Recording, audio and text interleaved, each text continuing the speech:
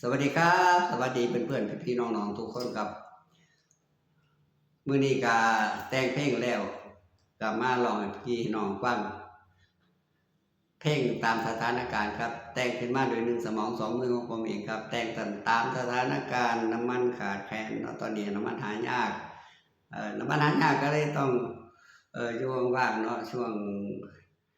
นี้ก็แต่งจบแล้วก็เอาน้ำมาร้องให้พี่น้องฟังเป็นการคลายเครียดครับสนุกจักหน่อยบ่ต้องซีเรียสครับพี่น้องเพลงแต่งมาปราบสถานการณ์พี่น้องคลายเครียดเนาะน้ำมันหายากพี่น้องก็อย่าซีเรียสเด้อพี่น้องเด้อที่มีก็มีที่ใดก็ได้เนาะบ่ว่ากันลองฟังเหมือนครับรถมอเตอร์ไซค์ก็จอดไว้ที่บ้านบ่มีน้ำมันเลยบ่ได้ขี่ไปสาย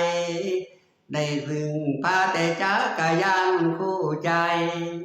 ขึ้นฮอดผู้สาวก็จักรยานปั่นไปรถมอเตอร์ไซค์เลยบ่มีสิทธิ์ได้แล่นสองขายยังมีแห้งอยู่ดอกขึ้นฮอดก็บอกไอ้สิไปหาแฟนขึ้นฮอดผู้สาวมันทรมานใจแสนปั่นจักรยานก็เพราะน้ำมันขาดแคลนสิให้อ้ายแล่นคงสิแล่นบ่ถึงน้องสาวเจ้าอย่าเฝ้าเปลี่ยนพันบ่มีน้ำมันก็ไปหาเจ้าจนถึงไหวบ่ไหวก็สิไปลองเบิ่งแม่แก้มเปิงซึ้งให้ตา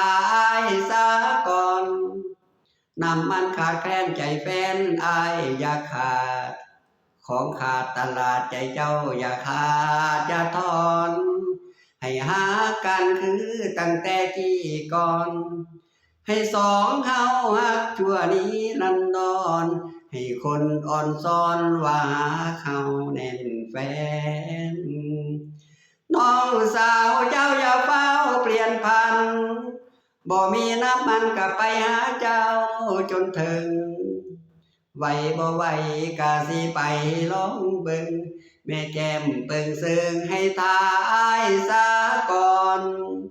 น้ำมันขาดแคลนใจแฟนอายอย่าขาดของขาดตลาดใจเจ้าอย่าขา